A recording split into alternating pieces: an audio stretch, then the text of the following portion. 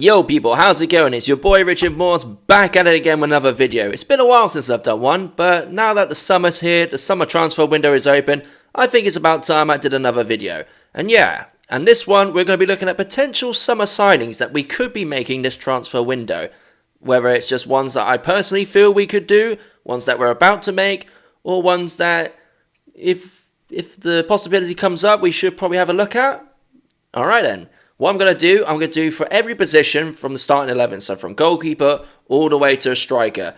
So I've got two left backs, I've got two full backs I should say, two centre backs, a goalkeeper, two defensive midfielders, a cam, left winger, right winger, and I'll finish off with a striker. And I'm just going to be looking at all kind of ones that I think personally we could either have a look at, whether it's even possibly even just a loan deal, or possibly even ones that we could really break the bank for. And maybe with some players moving on, with the money we're getting in for, like, say, Kirkes, Housen, Sabani, even Kluivert, Semenyo, if those guys leave and we get some money in, maybe with the money that we get in from those players, we could possibly get the ones I'm about to propose. So on that note, ladies and gentlemen, let's get straight in. We're going to start off with the goalkeeper position, so we're going from the back all the way to the forward. So let's start. First off, I think we should go for James Trafford, sorry, not Travers. Sorry, I got the two together. But I think James Trafford would be not a bad shout for us to look at. I mean, he's currently at Burnley, and, as good as it was a successful season for Burnley, getting up back into the Premier League, winning the Championship, but let's be honest, with the way the last couple of seasons have gone, everybody kind of usually expects the top three from the Championship to usually go straight back down. It's been a sort of a yo-yo sort of narrative that's gone down. Like, to be honest, Bournemouth are literally the only team, arguably since the last, 4 or 5 seasons, that haven't gone straight back down. We've seen it with Ipswich. Look what happened to Luton. Luton, not only did they get relegated, they got relegated again afterwards. Like, and I think a lot of these, teams that come up from the Championship, they expect to go straight back down. So we might as well capitalise on them while we can and get someone like James Trafford as a goalkeeper option, especially after the whole debacle we had with Kepa. He's off to Arsenal. I don't really have much confidence in Neto coming back. With the Travers thing, it feels like we've been there, we've done that. Do we really want to go through that again? Not really, especially when we got Liverpool first game of the season, and we all know what happened last time Travers faced them at Liverpool away. 9-0, mate. I should know, I was there. I don't want a repeat of a 9-0 thrashing, thank you very much. So if we have an option to go for James Trafford, I think we should go for it. His price tag at the moment is 22 million, which sounds a lot, but we need a top-class keeper, and for his age, we could get easily 3-4 seasons out of him before he moves on. By the time he leaves, it'll be, 26, 27, and then we already have Will Dennis, who's on a 5-year deal, Will Dennis, so he could easily be the successor to James Trafford in the future. So I think that kind of balances it out a little bit. Alright, moving on to the right-back position, I'm going to propose that we go for Calvin Ramsey. One, because he is actually from Liverpool. He's on loan at the moment from Kilmarnock. His contract literally is about to finish this in the 30th of June, so literally in a few weeks' time. So we could even possibly get this guy on a free. And considering the amount of players that we're losing, to get this guy on a free at the age he's at, 21, I mean, hell, if we can even pay it right now, it's only 2.5 million. But if we can get it for free, why not? Why don't we go for it? I know you're going to think, he's 21, he's quite young, but, Sola on the left, he's only, 19, 20, so... And we do have this sort of model now of going for 19, 20, 21-year-old players who we get on a really cheap deal with the idea eventually that in a year or two time we'll sell them for triple the price.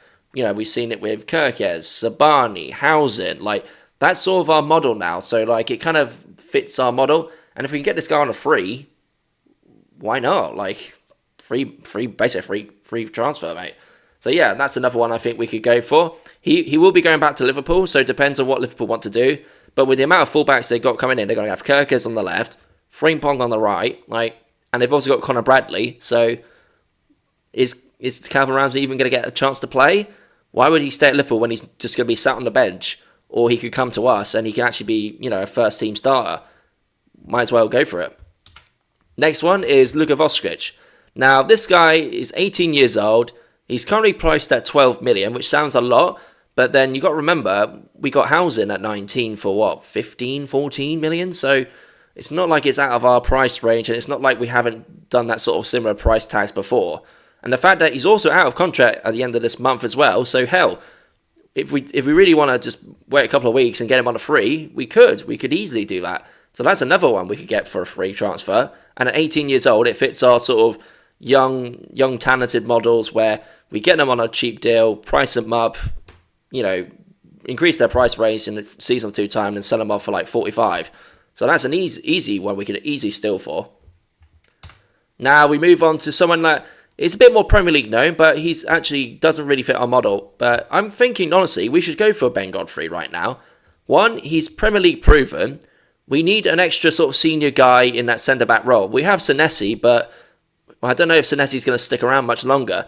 And to have someone who's got Premier League experience, and the way our fixtures have started, we're not going to have a good start to the season. And if this means we're going to have to go for a relegation battle, we need someone that knows how to get through a relegation battle. And Ben Godfrey knows how to get through a relegation battle for all the years he's been playing at Everton. He was at loan at Ipswich last season, so kind of tells me like he's kind of ready to move on from Everton. So this could be a good opportunity for us to come in and snatch him up.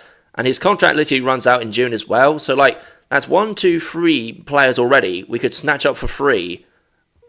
We might as well go for it. What have we got to lose? We need replacements for the people we're going to lose. We're going to lose 2 centre-backs and a left-back right now. So yeah, that's pretty much our bases covered in that direction. And the fact is we can get these guys for free. Why might as well? Why not? And let's be honest. Who would he rather play for? Ipswich in the Championship or Bournemouth in the Premier League? I think we all know the answer to that one. Need I say more? Alright, now this one, I did have this plan for a while, but literally the news broke that he signed for us. So yeah, I'm just going to skip over this one. We've finally got him. We got our first signing of the summer. Adrian Trufford, 23 years old. I'm not sure what the price was. I think it was like 18, something like that. But yeah, he's now officially a Bournemouth player, so we're just going to move on from that one. So that's that one sorted out already.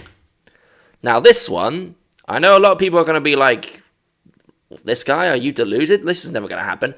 But I know because of the price tag, you're thinking, yeah, we're not paying 40 million for a CDM. I'm thinking possibly, because of his age, and the chances of him starting at Chelsea with all the new midfielders they're bringing in, we could possibly look at maybe getting Ramio Lavia on a loan deal. It wouldn't be a loan to divide, it would literally be a straight loan, and he'll be a great asset in the midfield. I do feel we need to revamp the midfield a little bit. I feel like, as great as, Christie, Cook, Adams are, we can't carry on with that much longer. It feels like we do need to start revamping that midfield a little bit, and have someone at 21 years old, Romero Lavia, to come in with Premier League experience and still have years ahead of him. Why not? Well, like, if we can get him on a loan deal, easy money.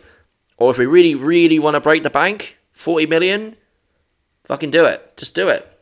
What have we got to lose? Now, on the other side, on the other CDM side, we have Carlos Baliba, 21 years old at Brighton. Similar price tag to Lavia, 40 million. So if we're not going to get Lavia, we could possibly look at getting Baliba. And his contract runs out in June 2028. Now, this will mean we have to spend more money, or we could do maybe a 2-year loan deal or a 1-year loan deal and maybe buy like the rest out of his contract then. Maybe we could run it down a little bit. But, at 21, we could always come back for him in a season or two, and then he'll be, 22, 23, 24 even. And then, yeah, we can try and get him again. His price tag might go up, but if we can capitalise on what he's still, that 21, 22 sort of age gap, why not? Let's give it a shot. What have we got to lose? All right. Now, for a cam role, I think Julian Cisco wouldn't be a bad shout, to be honest. He was on loan to Ipswich for the last season, so you can kind of tell, Brighton can't figure out how to get him into the starting lineup, so they keep sending him out on loan at the moment. And his contract literally runs out at the end of this month, at the end of June.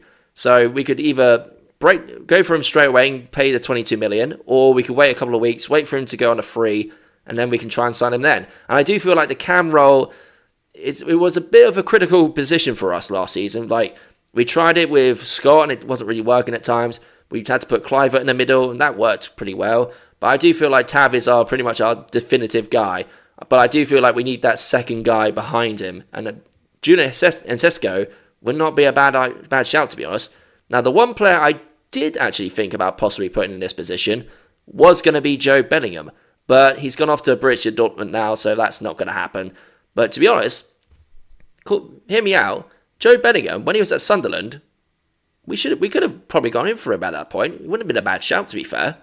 Like, I'd happily take Joe Bellingham, but he wants to follow his brother's footsteps, go to Dortmund, and probably go to Madrid afterwards. So, can you blame him? Not really. So yeah, for 22 million, or we can get him possibly on a free, I think it should be something we could consider. You never know.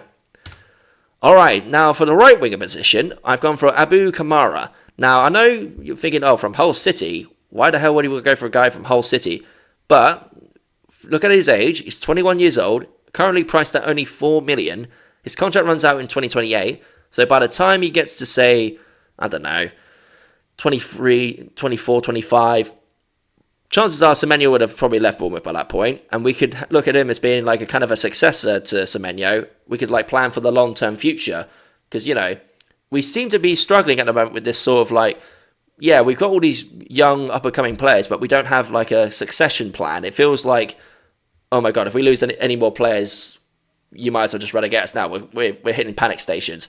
So I feel like, as great as it is that we're doing this sort of youth, you know, signings and, you know, putting them on, like, playing them off like a year later for like triple the money, we do need to start a succession plan. So I think if we sign him now for like what, we can easily get him for 4, 5, 6, even 8 million if we have to.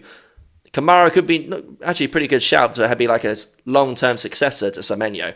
And we do need to sort of plan that succession plan. So I think this would be a good one for us.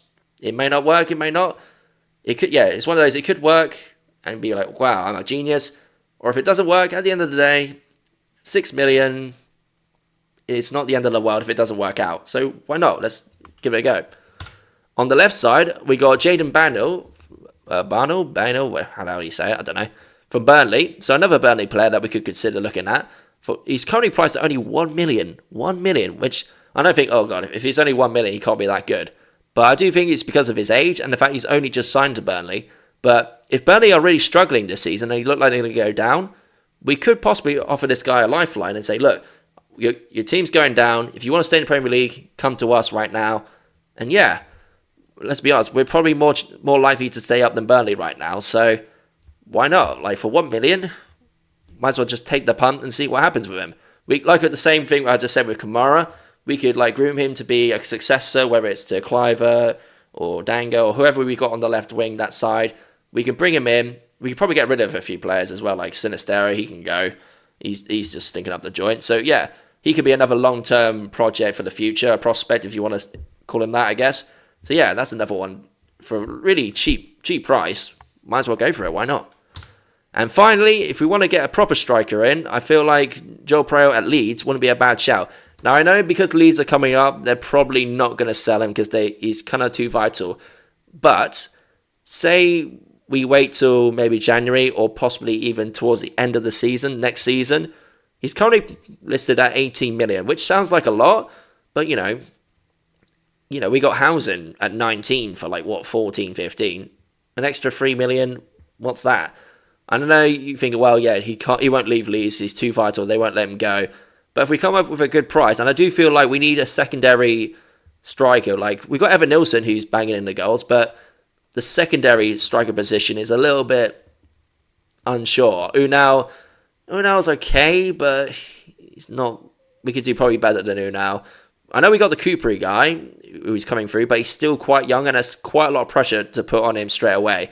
I feel like maybe ease him in a little bit easier, like bring in Joel as well. So that way we got 3 options. So we got Evan Nilsson, Coopery, and Joel Prairie. Because we don't want to happen what happened last season where Evan Nilsson gets injured, Unal gets injured, and we're having to resort to bringing Jefferson back on loan as a last-minute saviour, please save us sort of moment. So I do feel like we do need another top striker just in case, something happens. And, we could play a 4-2-4 position if we have to, because we'd be like, oh, I want to be a starter. Or we could put him on the left if we could, if that's the way we want to do it. So yeah, those are my considerations for terms of potential signings this summer. I know obviously the Adrian Trufford one's already done, but I did make this presentation before the announcement, so don't shoot me for that one. And yeah, so overall, if we were to spend all the money based on the price tags, it will cost us overall 182.5 million. If we triggered if we go in when some of these players are free, we could knock off easily another 40 million, or possibly do some swap deals if that makes it even better, or possible loan deals. So we literally spend a minimum of 140 million, which sounds like a lot, don't get me wrong, but this could be something, we spend some of it in this window, we send the next part of it in the January transfer window when the contract's a bit more worn down. It's just a consideration. Look, I'm not expecting any of these signings to actually come through. These are just people I've just had a look at and thought maybe we could have a look at, maybe take into consideration. I'm not expecting Bournemouth to suddenly watch my video and go, oh yeah, this is a great idea, let's sign all these players. I'm not expecting them to be that sort of response to this. So anyways, put your comments down below, ladies and gentlemen. Let me know what you think of these potential signings. If you think I'm absolutely a genius and we should do these, give it a thumbs up. If you think I'm absolutely deluded, put a thumbs down. I'm just putting it out there. Don't crucify me for these signings. You know what I mean? These are just people I thought we could have a punt at and see what happens. So yeah, I'm excited for this transfer window. I'm excited to see who comes in, and I know obviously we're going to lose a lot of players, but you know what they say: when there's chaos, there's also opportunity. So let's see what opportunities come for us in terms of signings and see who we bring in. I'm excited. Obviously, the new fixtures have just come out. We got Liverpool away in the first game, which is going to be against Kirkes. By the time that's come around, he would have signed for them by then. So that's going to be an interesting one. But you know what? I'm hoping our new signings will be just as good as Kirkes, Sabani, and Housen. And yeah, we can try and push for a European spot. I feel like we should have got a European spot really last year. We kind of let ourselves down in the final third of the season. But you know what? You never know. There's always next season, and this next season's coming up in a month and a half. So yeah, we'll see how we do next season. Hopefully we can push on from last season and get over the line for a European spot, but we'll have to wait and see how the new signings do. And on that note, ladies and gentlemen, thank you for watching my video. I've been your boy Richard Morse. Up the cherries. Let's hope we have a good season coming in August. And yeah, please leave a like, share and subscribe down below. If you're on TikTok as well, please give me a share and give me a follow. And I'll catch you guys soon. Up there, cherries. See you later.